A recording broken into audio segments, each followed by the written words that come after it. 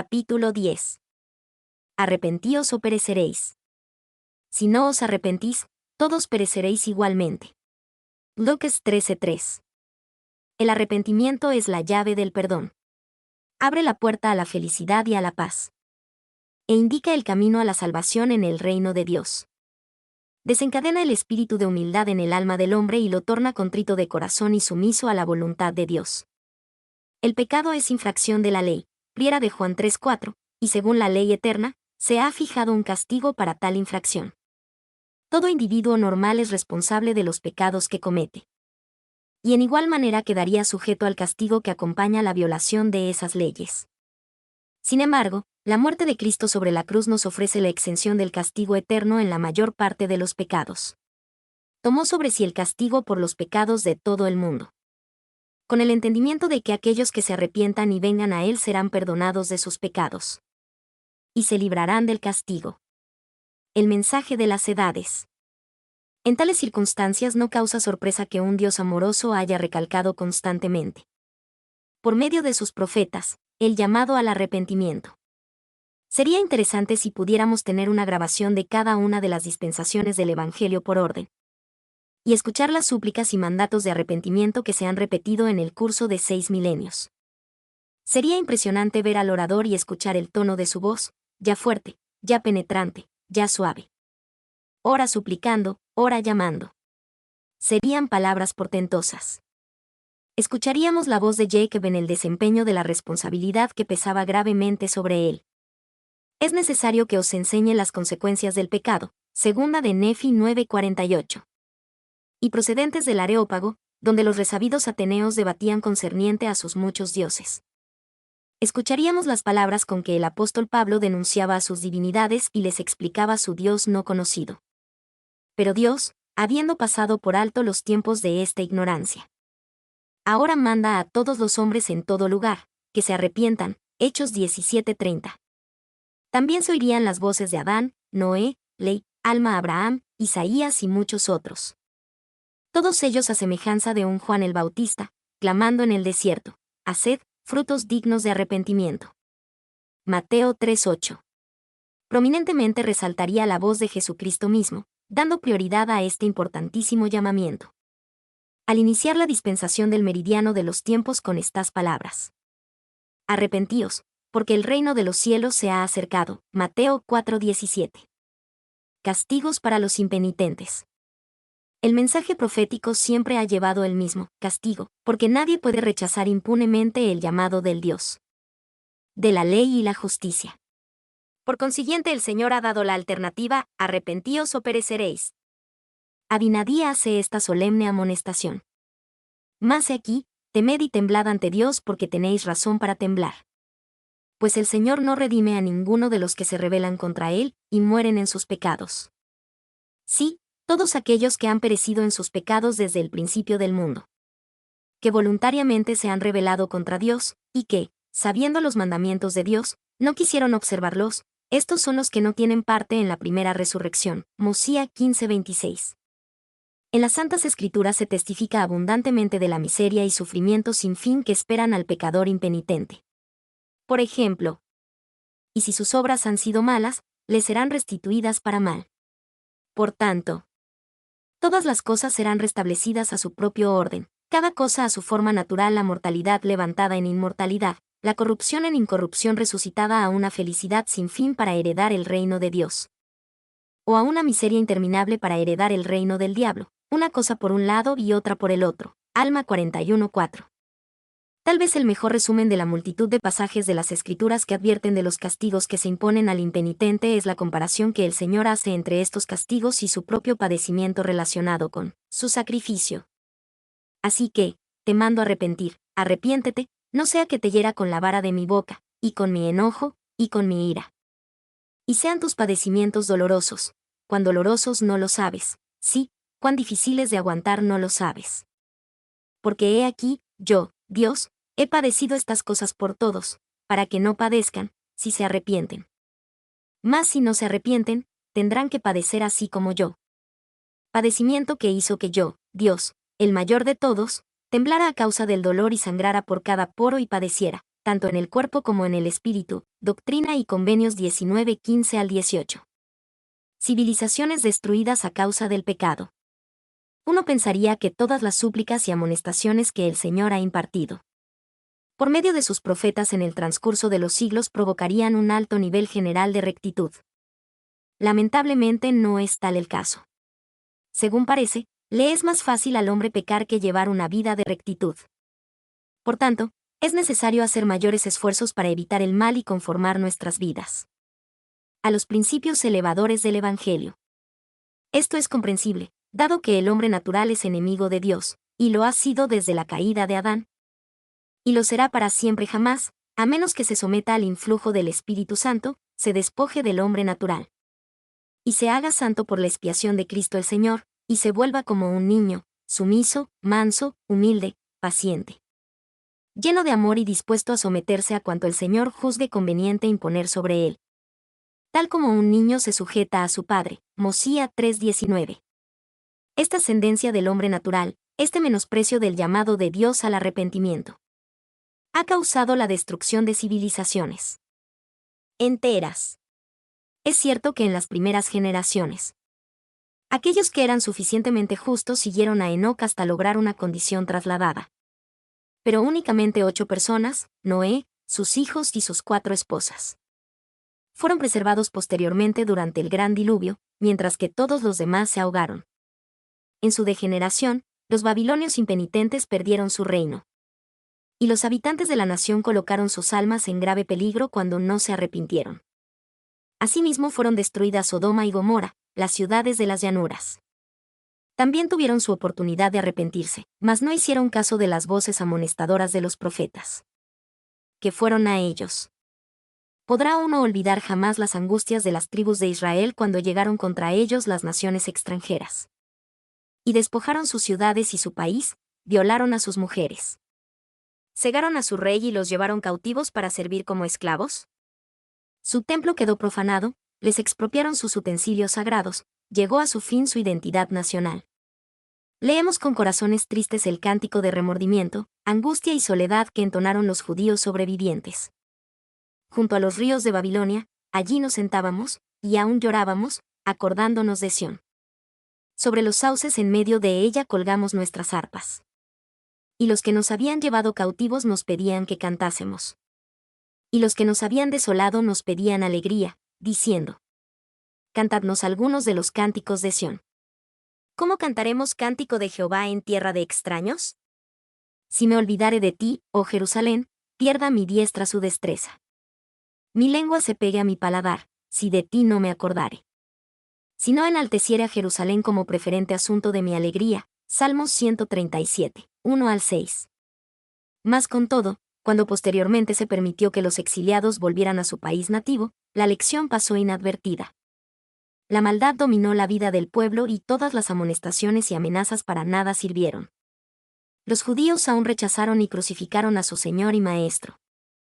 Entonces el peso abrumador de los castigos finalmente descendió sobre ellos por conducto de las legiones romanas, las cuales los arrollaron, destruyeron sus palacios y mataron y dispersaron al pueblo. ¿Y qué decimos de la situación de los descendientes de Ley? Quienes al parecer olvidaban rápidamente sus aflicciones después de ser aliviados de ellas. Por motivo de su persistencia en la iniquidad, fue necesario castigarlos numerosas veces, y finalmente fueron destruidos. Nos parece oír los gemidos de Mormón al llorar por ellos. Oh bello pueblo, ¿cómo pudisteis apartaros de las vías del Señor? Oh bello pueblo, ¿cómo pudisteis rechazar a ese Jesús que esperaba con brazos abiertos para recibiros? He aquí, si no hubieseis hecho esto, no habríais caído. Mas he aquí, habéis caído, y lloro vuestra pérdida. Mormón 6, 17,18. Un año mi esposa y yo pasamos unos días en la tierra de los mayas. Nos detuvimos algunos días en Chichén Itzá y Uxmal, y escalamos las viejas pirámides y ruinas de una civilización antigua. Mientras ascendíamos por aquellos pendientes escalones, cruzábamos a tientas aquellos pasajes obscuros. Y contemplábamos aquella amplia zona, no se alejaba de mí este pensamiento. ¿Por qué? ¿Por qué no están construyendo todavía templos y otros edificios espléndidos estos indios mayas? Entramos en algunas de las pequeñas casas mayas de la actualidad. Son casas de tamaño reducido, en forma elíptica, su longitud es el doble de su anchura y con pisos de tierra. Se construyen con varas y palos revestidos de barro, y tienen techos de paja en los que utilizan las cañas, que crecen en la selva que los rodea por todos lados. Nuevamente me pregunté, ¿por qué se hallan hoy reducidos al polvo de la tierra? Cuando en un remoto pasado tenían sus observatorios y estudiaban los cielos.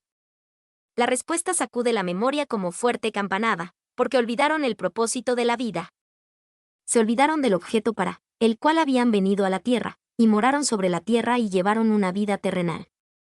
Y llegó el momento en que Dios no pudo tolerarlo por más tiempo, y se permitió que fuesen diezmados y destruidos. Cuando nos hallábamos en el extranjero, la ciudad de Pompeya fue una de las cosas interesantes que vimos en Italia. En mi juventud, en los primeros años de mi adolescencia había leído, de entre los numerosos libros de mi padre, Los últimos días de Pompeya. Me dejó intrigado, lo leí muchas veces. Por tanto, cuando cruzamos la frontera de Italia ese día, uno de mis mayores deseos era ir a Pompeya. Después de pasar algunos días entre las ruinas de Roma, viajamos a Nápoles, con objeto de escalar el Vesubio y ver a Pompeya. Ascendimos la montaña en un taxi, hasta donde pudo llevarnos. Y de allí continuamos a pie hasta la cumbre. Bajamos al cráter, y debajo de nuestros pies, a menos de 1 metro de distancia, yacía la hirviente y burbujeante masa de lava. Pudimos sentir su fogoso aliento y ver su rico color. El Vesubio todavía estaba activo. Entonces recordamos que en el año 79 de la era cristiana el Señor permitió que estallara literal y figurativamente. La ciudad de Pompeya, según la llegamos a conocer por observación personal, era una ciudad mundana. Los políticos, los ricos, los de la clase social llegaban de Roma a Pompeya, cerca de la costa del Mediterráneo. Allí gastaban su dinero y pasaban su tiempo viviendo lujosa y desenfrenadamente. La ciudad de Pompeya ha sido excavada en la actualidad. En sus carreteras de piedra se ven las huellas de las ruedas de las carrozas. Los caminos quedan bajo el nivel de las aceras, y podíamos ver dónde los cubos de las ruedas de las carrozas habían dejado sus huellas. En las piedras de las esquinas de las calles. Entramos en sus panaderías donde se había preparado el alimento. Entramos en sus casas donde habían vivido, entramos en sus teatros y en sus baños. Sus prostíbulos y sitios de mancebía estaban vacíos y cerrados con candado, y sobre ellos había letreros en italiano. Solo para hombres. Después de 19 siglos sus centros deshonestos permanecían como testimonio de su degradación, y sobre los muros dentro de estos edificios, en colores que se habían preservado casi 2 milenios. Se hallaba representado todo vicio que el ser humano puede cometer. Todos los pecados abominables que se han acumulado desde que Caín inició sus perversos caminos. Entonces llegué a comprender por qué fue destruida Pompeya. Llegó el momento en que era preciso que fuese destruida. Así que al hacer erupción, el Vesubio estalló, y las cenizas penetraron el cielo por muchos kilómetros. Millones de toneladas de cenizas.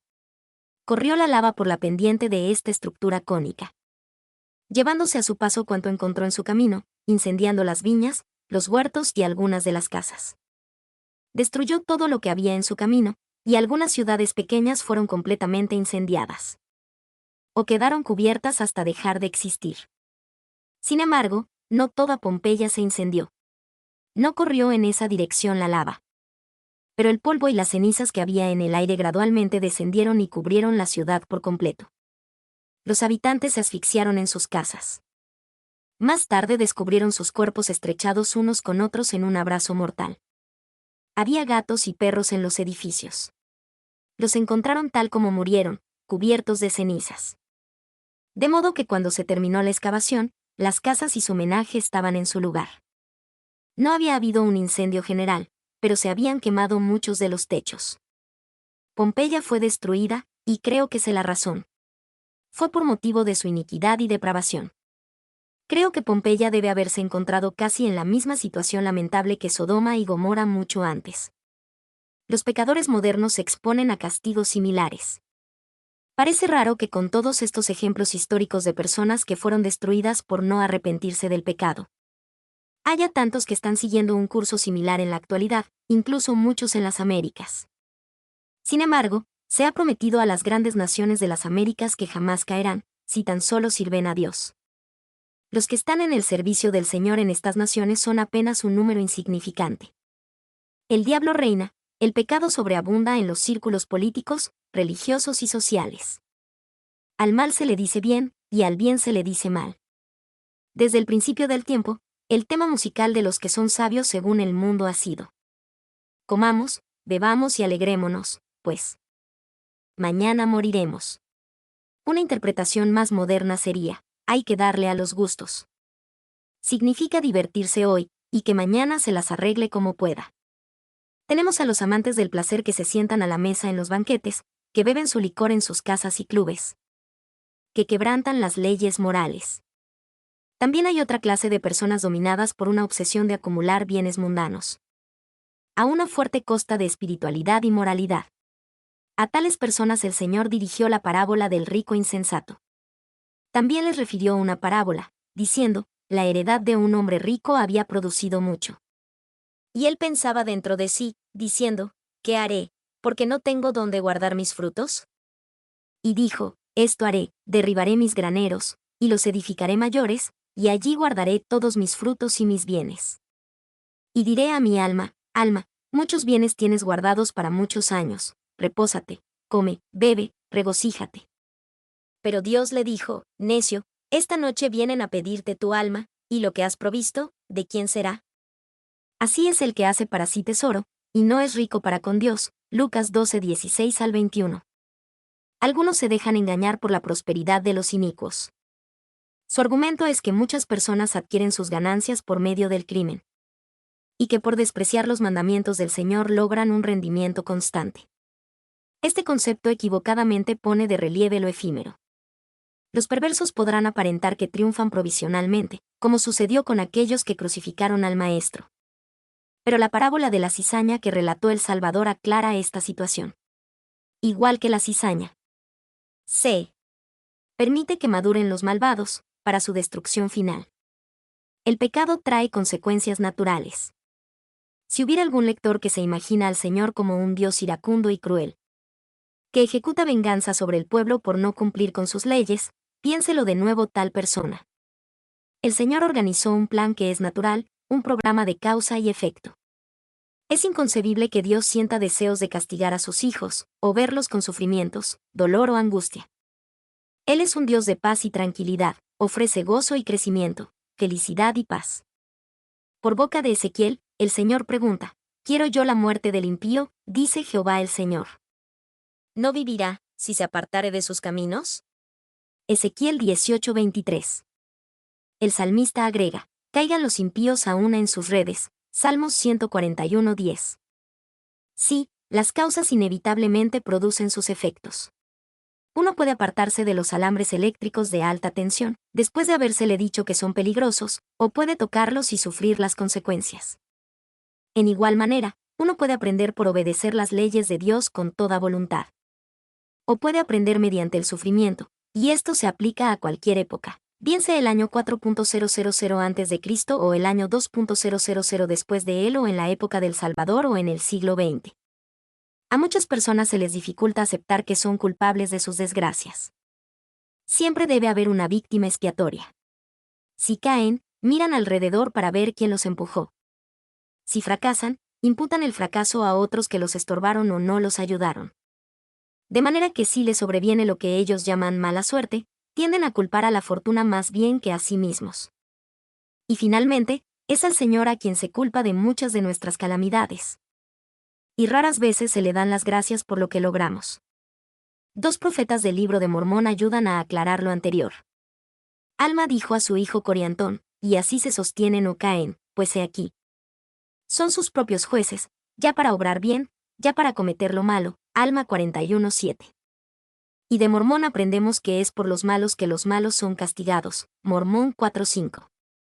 Sin embargo, pese a sus esfuerzos, el hombre no puede escapar de las consecuencias del pecado. Estas siguen como la noche al día. Hay ocasiones en que los castigos tardan en llegar. Pero son tan seguros como la vida misma, sobrevienen el remordimiento y la agonía. Ni aun por ignorar la ley se evita el castigo, aunque puede mitigarse. Por medio del alardeo y la lavada de cerebro se podrá hacer a un lado el remordimiento. pero volverá para punzar y pinchar. Se le podrá ahogar en el alcohol. O tornarlo insensible provisionalmente por medio de los pecados que siguen en un número cada vez mayor. Pero la conciencia finalmente despertará, y con el remordimiento y la angustia vendrán el dolor y el sufrimiento. Y finalmente el tormento y la aflicción en ese grado intenso de que habla el Señor en el pasaje citado previamente. En este capítulo. Y cuanto más tiempo se haga caso omiso del arrepentimiento, tanto más intenso será el castigo cuando finalmente se manifieste. Las palabras de Alma nos proporcionan lo que tal vez sea la mejor exposición que hallamos en las Escrituras. Tocante al intenso padecimiento del pecador. Pero me martirizaba un tormento eterno, porque mi alma estaba atribulada hasta el límite. Y atormentada por todos mis pecados. Sí, me acordaba de todos mis pecados e iniquidades, los cuales me atormentaban con las penas del infierno. Sí, veía que me había rebelado contra mi Dios y que no había guardado sus santos mandamientos. Sí, y que había asesinado a muchos de sus hijos, o más bien, que los había conducido a la destrucción. Sí, y por último, mis iniquidades habían sido tan grandes que solo el pensar en volver a la presencia de mi Dios atormentaba mi alma con indecible horror. O si pudiera ser desterrado, pensaba yo, y aniquilado en cuerpo y alma, a fin de no tener que estar en la presencia de mi Dios para ser juzgado por mis obras.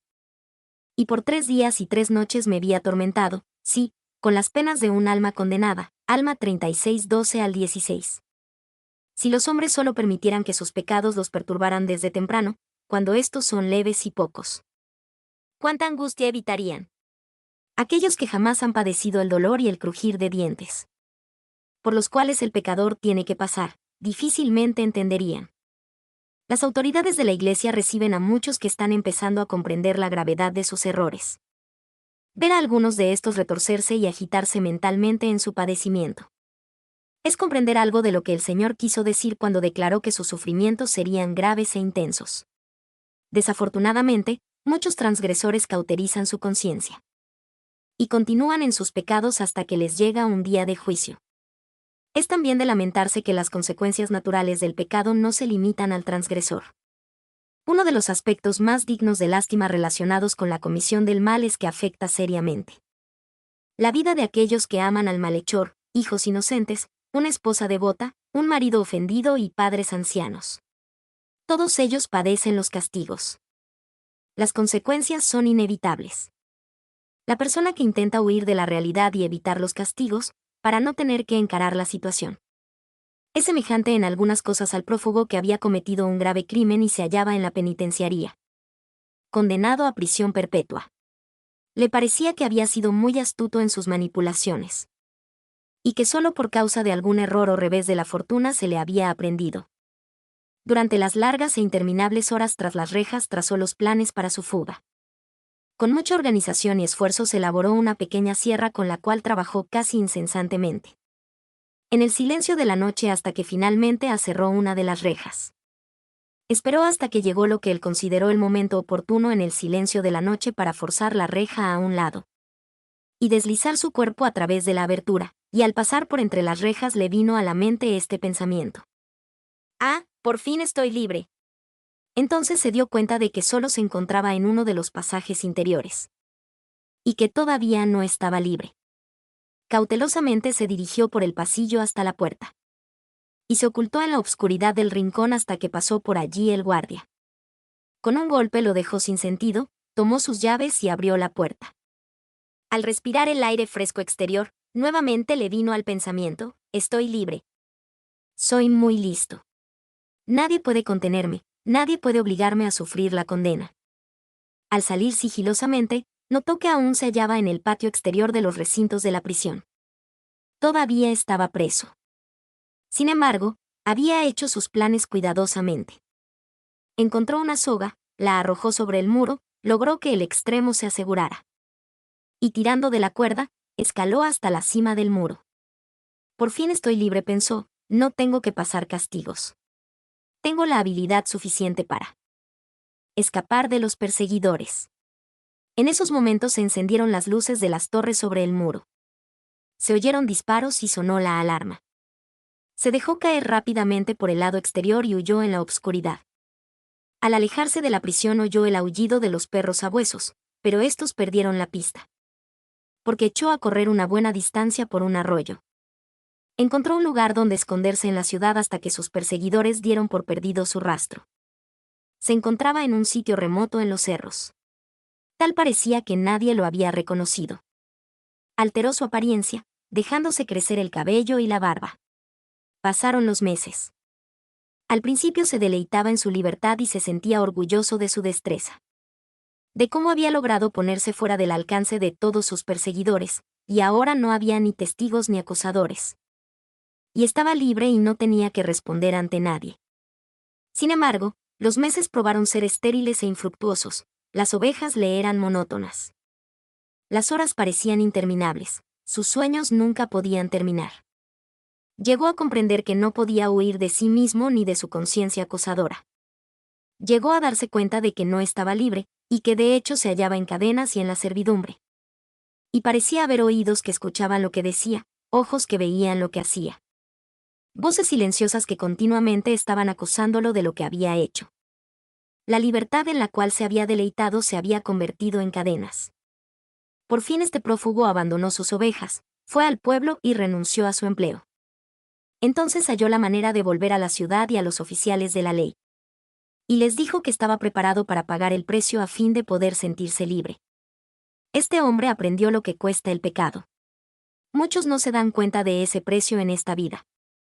Sencillamente porque los pagos pueden aplazarse. ¿Qué efecto surtiría si los pagos siempre fueran al contado? Un comentario que da en qué pensar, y cuyo autor desconozco, repara en este punto.